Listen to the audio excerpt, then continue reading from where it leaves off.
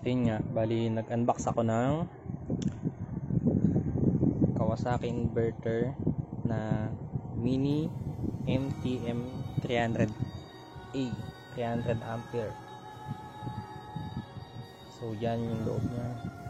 Medyo madilim dito sa loob kaya hindi masyado makikita. Yan, base sa ano niya, durability niya, tingin ko solid yung pagkakagawa din sa kanya. Mabigat din, makapal din yung kaha niya, hindi siya yung manipis, sobrang nipis di tulad sa iba. Mabigat, totoong 5.8 kilo siya. Tapos itong ground nya bronze na. Yung sa iba kasi nito bakal lang, pag kinalawang wala na, palit ka na bago, pero ito bronze. At yung sa arc handle nya, ito bronze din. Yan, kita nyo, solid bronze yan, hindi yan yung tinipid. Yan, buo siya. Tapos plastic yung handle nya.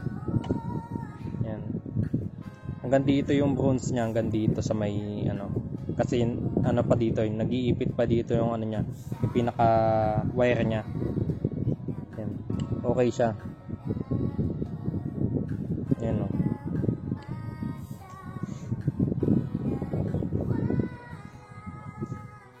Bali itong binili ko na to, inverter siya na Kawasaki, 3-in-1 na siya, MIG, TIG, tsaka ARC MMG. Ayan, digital operation plate na siya. Ang support na flux cord nya is 1 kilo. Yan, dito nilalagay yun. Pag bibili kayo ng flux cord nito, kailangan yung flux cord na bibili nyo is yung ano, yung naka-gasless. Kasi baka magkamali kayo ng bili na flux cord, ang mabili nyong flux cord yung gas, yung kinagamitan pa ng gas. Magkaiba yun. Iba kasi yung gamit nung sa flux cord na ano lang, flux cord na gasless sa hindi gasless. Kasi may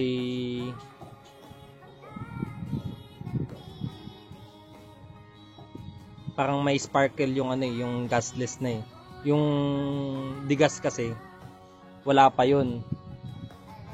Ang tumutunaw pa dun is yung ano nya, yung gas kasabay ng kuryente. Ang gasless kasi na to, yung tumutunaw dito, kung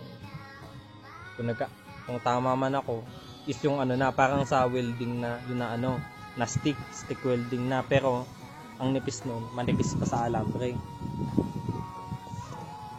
Hindi pa dumadating yung order ko ng ano, ng wire ng ano, flux cord. Baka bukas pa dumating yun, kaya hindi ko pa matitesting yun. Gusto ko sana i-testing yung ano nito, yung welding niya sa arc, para matesting na din kung talagang kung gaano ba kalakas. Ayan, o, legit siya na 5.8 kilos. Ito lang, yung welding na to 5.8 kilo na talaga siya. Mabigat siya, solid. Hindi siya yung magaan lang tulad ng ibang gawa. Mabigat. Yan. Tapos ang buong ano niya, net weight niya, kasama ng mga wire, cable, yung mga clamp niya, 6.8 kilo, almost 7 kilo lahat pag ano, kasama yung mga wire. Yan, ano pa bang kasama niya dito?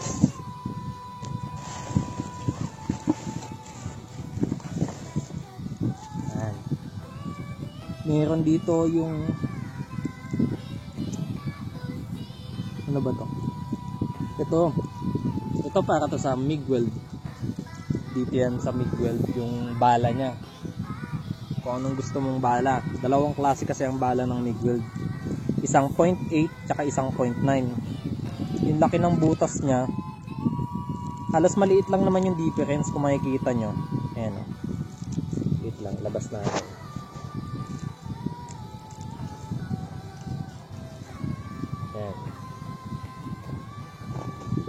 Kita nyo.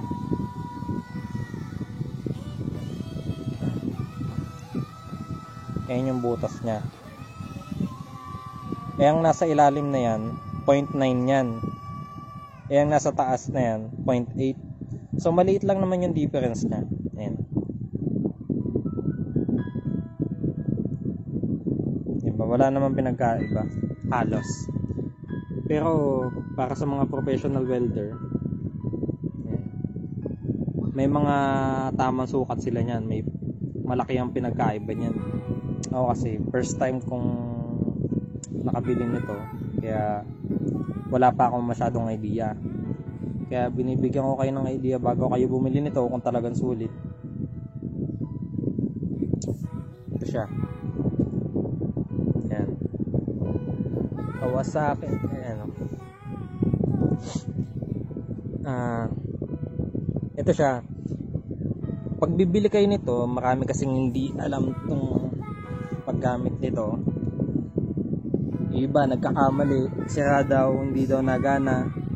Kasi ang settings po niyan, ito pong switch na to, hindi kasi mapapansin niya ng iba eh. Pero ayan po yung switch niya. Kung gusto mo ng flux cord na 0.8, sa 0.8 mo siya ilalagay. Tapos pipindutin mo lang yan. Kung sa flux cord na 9, pindutin mo lang din yan, tapat mo dyan, tapos ready to use na. Iba ang ginagamit nila, nakikita ko sa YouTube, sa positive nila nilalagay yung negative, yung ground nitong MIG. Tsaka nila i-connect dun sa bakal na pag-weldingan nila ng MIG weld. Kaya nagtanong na rin ako kung kahit saan ba ilagay yung ground ng MIG, okay lang naman daw. So hindi ko pa kasi natitesting eh. Hindi ko pa nakikita yung pagkakaiba, kung anong difference ba pag nilagay ba sa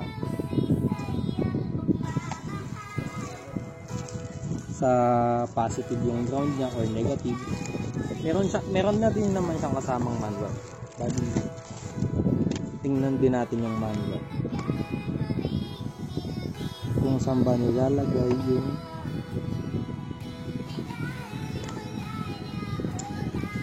bali, oo nga, ito nga yung nagiging issue ng iba. Ito ang issue ng iba. Tama yung sinabi nila. Bali, pag bibili kayo nito, expect nyo na yung manual nya iba dito sa unit, kasi ang unit na nakalagay dito is yung high-end original na MTM na 300A, yung tatlo yung switch nya dito. Ang presyo kasi nito naglalaro ng 15k to 20k. Ito yung 3-in-1 din na heavy duty din. Mas maganda naman to. Ito kasing na to, mini lang to. Ito kasing naka-indicate dito kasi sa manual. Hindi ito yung manual nitong machine na to eh. Kaya wala ka ding mapag-aaralan dito kasi yung nakalagay dito is yung para sa machine na na heavy duty. Ito kasi hindi naman to heavy duty. Iba yung manual na to, iba yung instruction na nakalagay dito. Hindi mo rin naman to pwedeng sundin. Although meron kang mga dito, gawa dito, mga basic lang. Ayan. Ayan yung mga niya, parts niya.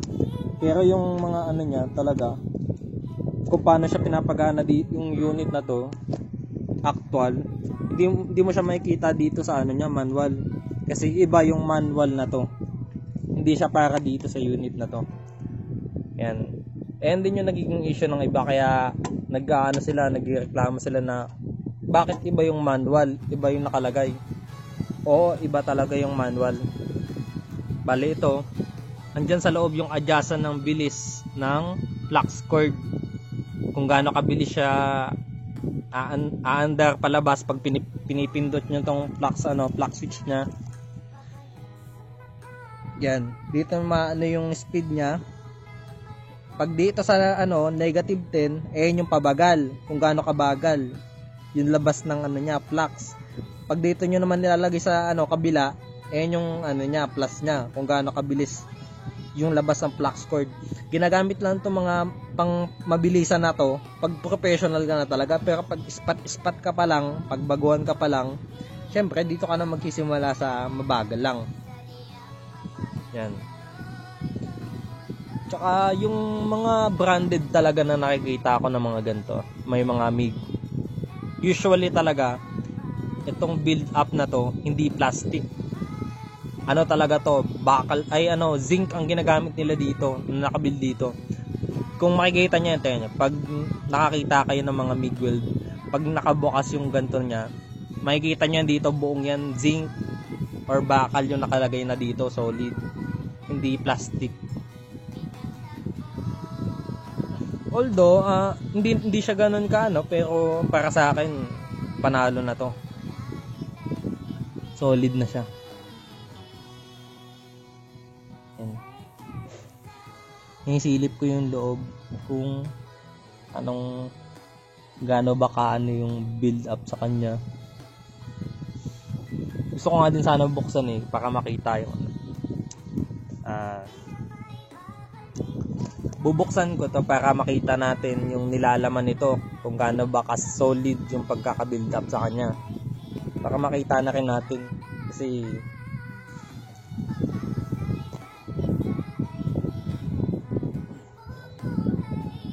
para may idea kayo bago kayo bumili nito, alam nyo kung solid ba talaga yung laman nya or fake, lang din, mahinang klase sa pagkaka-build up. Kaya tingnan natin sana ba yung isang tornilyo.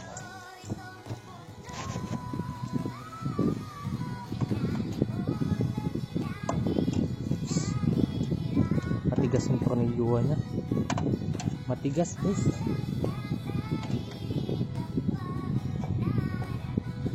Matigas. So yun, hirapan na ako magbukas ng tornilyo kasi sobrang tigas. May pit talaga yung pagkakatornilyo sa kanya. Wait lang, tanggalin lang natin.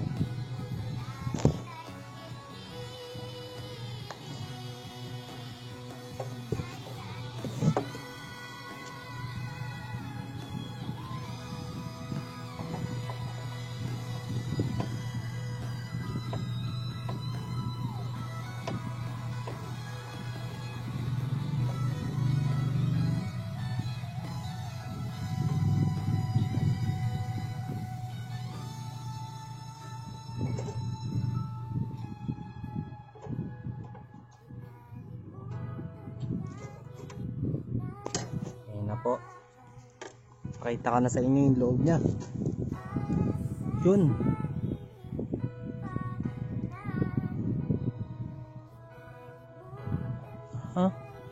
hindi ko masyado makita yung capacitor, but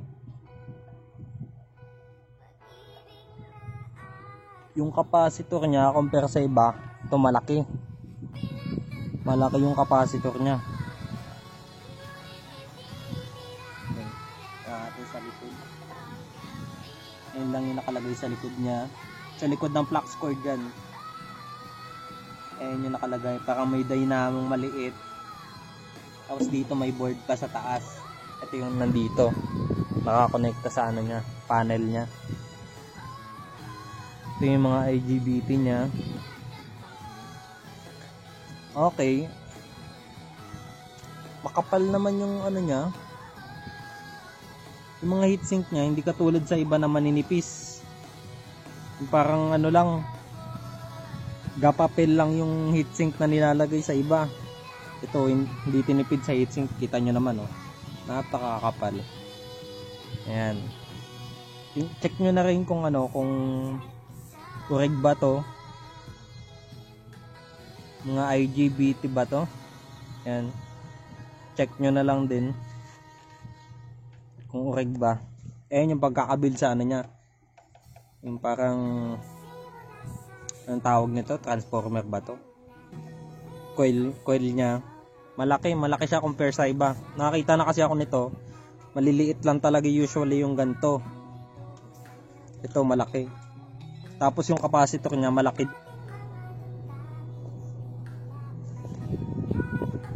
Ayan.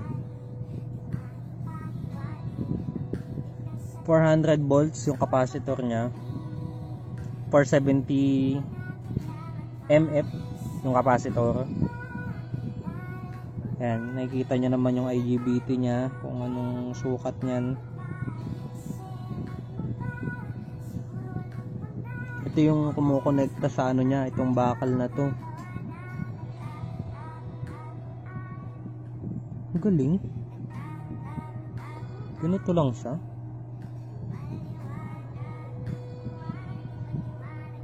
Dito siya nakatap sa itaas. Yung positive niya. Negative ground niya dito sa board. Okay. Bali, dalawa lang yung capacitor niya.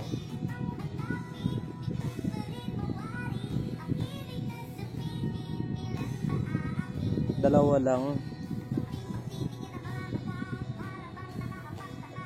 lang ba? Ito yung baka meron pang isa. Dapat dito Amway. Kahit tatlo to.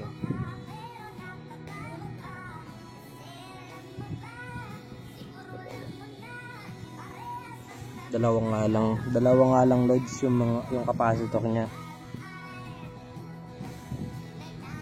Yan, kayo na din bahala umusga base sa nakita niyo.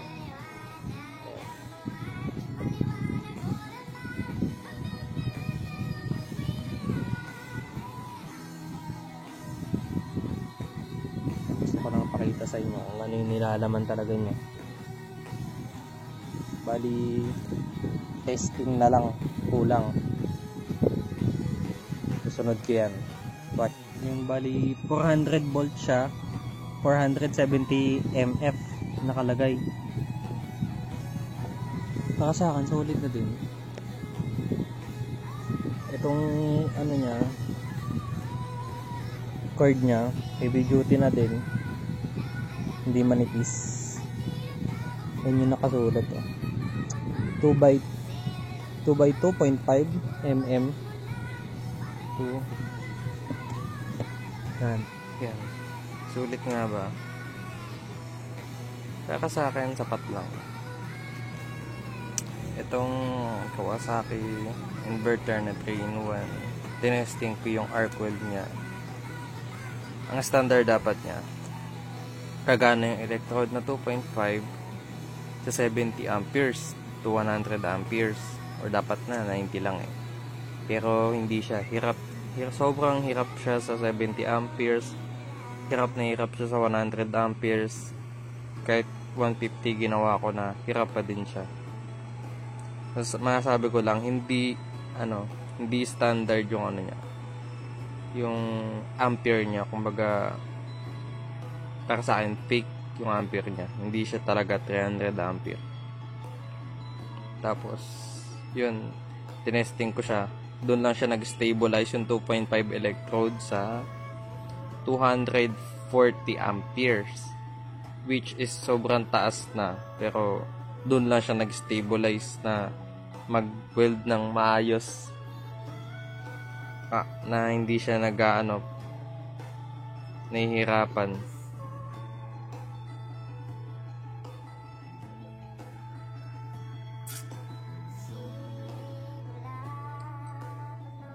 Yan. Gusto ko lang kayo bigyan ng idea. Wala pa akong update about sa flux cord kasi hindi pa nadating yung order ko ng flux cord. Baka bukas pa. Pero about dun sa arc weld, bagsak sa akin yung arc weld. Pero okay na rin kasi wala naman tayong babasihan dun eh. Basta taasan mo lang talaga yung ampere. Doon siya magkaano ng ampere. Pag nasa 240 ampere ka na, doon lang siya mag-i-stabilize na dapat nasa 70 ampere lang malakas na dapat. Mahihina pa din. Ayun yung bigat niya. Totoo naman yung bigat niya, net weight niya. Yung welding machine, 5.8 kilo talaga. Yan, gain weight niya, 6.8. Almost 7 kilo lahat yung set niya.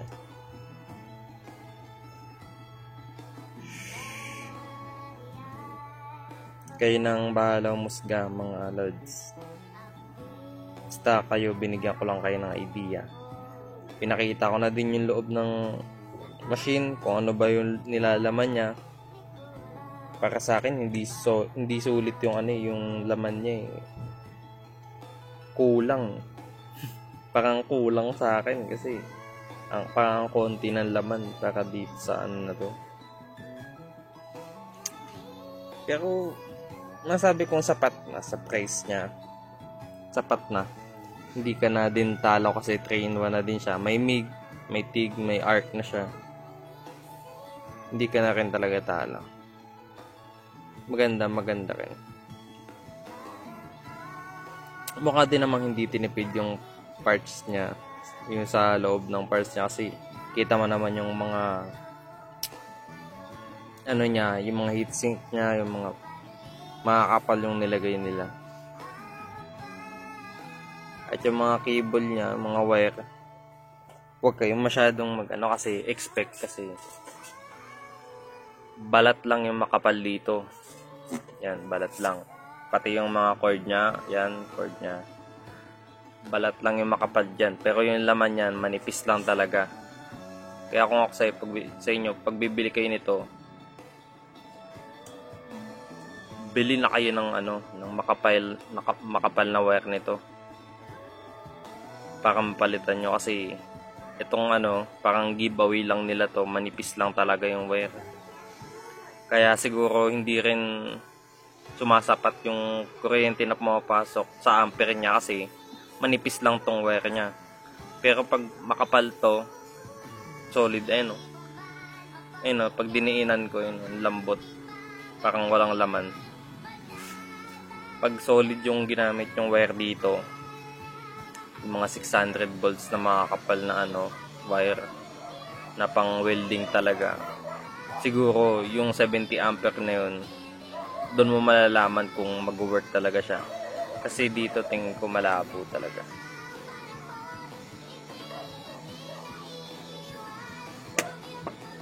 Kailangan mo talaga taasan yung ampere niya. So yun.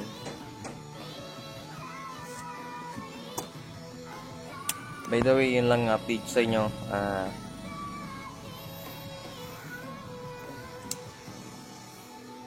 Update na lang ako sa Flux Cord pag dumating na yung order ko. Bye-bye.